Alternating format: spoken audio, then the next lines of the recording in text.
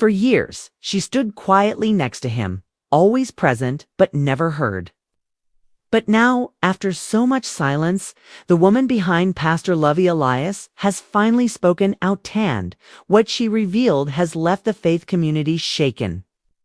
Behind every sermon, every live stream, and every stage appearance, there was a woman enduring more than anyone imagined. Her quiet presence masked a reality filled with pain, sacrifice, and emotional isolation. And now that she's found her voice, the truth is echoing far beyond the walls of their church. Lovy Elias, known across spiritual circles and social media as a dynamic prophetic figure, built his platform on transformation, revelation, and charisma. He wasn't always in the pulpit, though. Born Lovlonga in Nairobi, Kenya, his first wave of fame came not through ministry, but through music. As a member of the pop group Lungambaz, he gained popularity throughout Africa, releasing hits that climbed charts and earned fans. But despite the fame, there was a deeper calling stirring inside Haimwan that would lead him away from the music industry and into the pulpit. He eventually left behind the stage lights of the music world, moved to the United States, and launched Revelation Church of Jesus Christ in California. With passionate messages, live stream services, and a gift for prophecy, Love's influence skyrocketed. Celebrities, athletes, entrepreneurs, they all showed up or tuned in for his teachings. His ministry expanded rapidly, attracting thousands from around the world. Lovy Elias became a brand, a movement, a voice for many seeking hope and direction. But while his influence grew, one figure remained curiously absent: his wife. She was always there, somewhere in the background, but hardly ever seen, heard, or acknowledged. For a long time, people chalked it up to privacy. Maybe she was shy. Maybe she preferred to stay out of the limelight. But others started noticing inconsistencies that were hard to ignore, even at major events, anniversaries, ministry launches. Milestone moments, she was either absent or standing silently in the background, never introduced, never mentioned. The questions started to surface. Why wasn't she beside him at the altar? Why wasn't she featured in his social media? Why didn't she speak during women's events or lead ministry like other first ladies?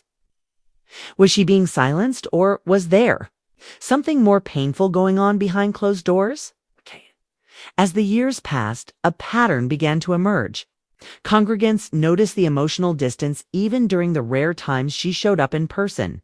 She looked solemn, withdrawn. She didn't engage. Some said it felt like her presence was more of an obligation than a desire. Meanwhile, Lovy kept preaching with fire, blessing unions, and hosting large prophetic conferences. To the public, everything seemed picture perfect. But in ministry circles, especially among women, the whispers became louder. Was she okay? Was she really choosing silence, or had she been pushed into it? One former church member anonymously recalled a sermon where Lovy subtly alluded to people close to him not being aligned with his vision. Many interpreted that as a veiled reference to his wife. And when she didn't show up for a major church anniversary, speculation reached a boiling point. Then came the leak. A private voice note, allegedly from someone close to the family, found its way online. The voice claimed that Pastor Lovy and his wife had not been living together for years. It spoke of quiet pain, emotional exhaustion, and the toll that being in the shadows had taken on her spirit. But even then, nothing was confirmed. No public statements were made. Lovy kept teaching. His wife remained silent until now. What changed everything was a private conversation, secretly recorded and shared by someone in her circle.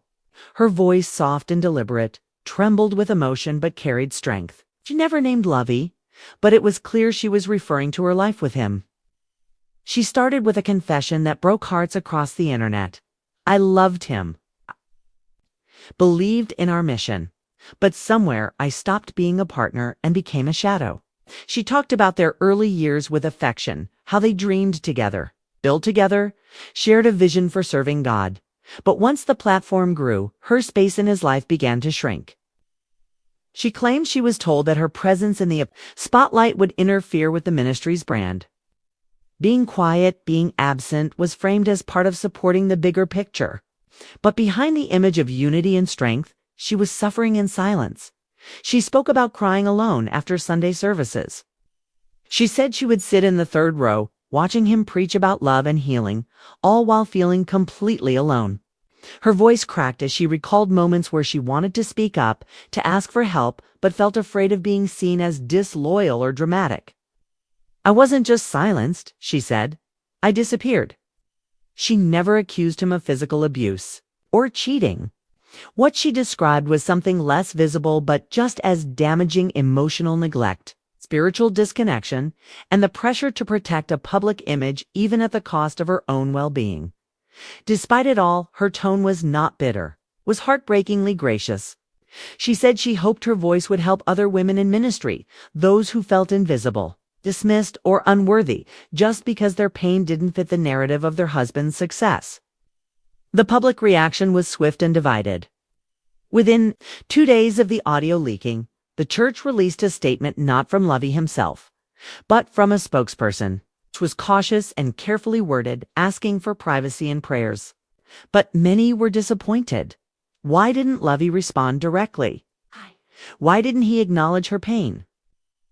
To some, the statement felt like damage control rather than support. Across social media, the conversation exploded. Many women in ministry began sharing their own experiences. Posts, reels, and hashtags like #LetHerSpeak started trending. First ladies from other churches began voicing solidarity. A former church elder even went live on Facebook, calling out the broader issue that too often men in ministry become the brand while their wives become background noise. Some of Lovy's followers stood by him, saying the leaked audio was misleading or unfairly timed.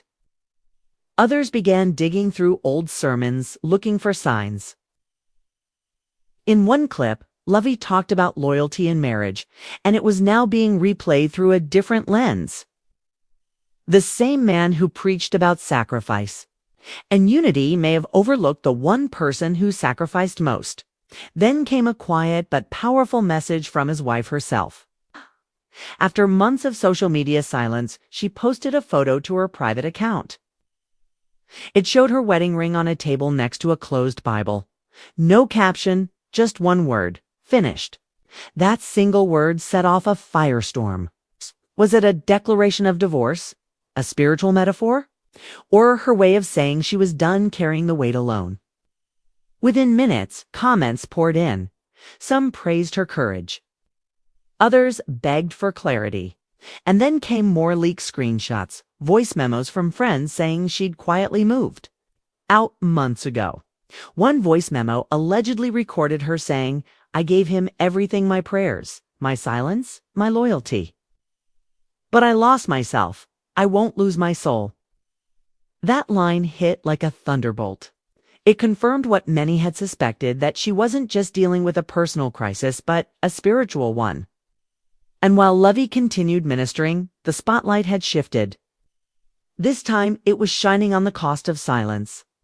The emotional, psychological, and spiritual price paid by women who are expected to smile, support, and stay quiet even as they crumble on the inside. This story has now grown beyond just a couple's struggles. It's become a rallying cry for women in ministry, in marriages, in churches across the globe.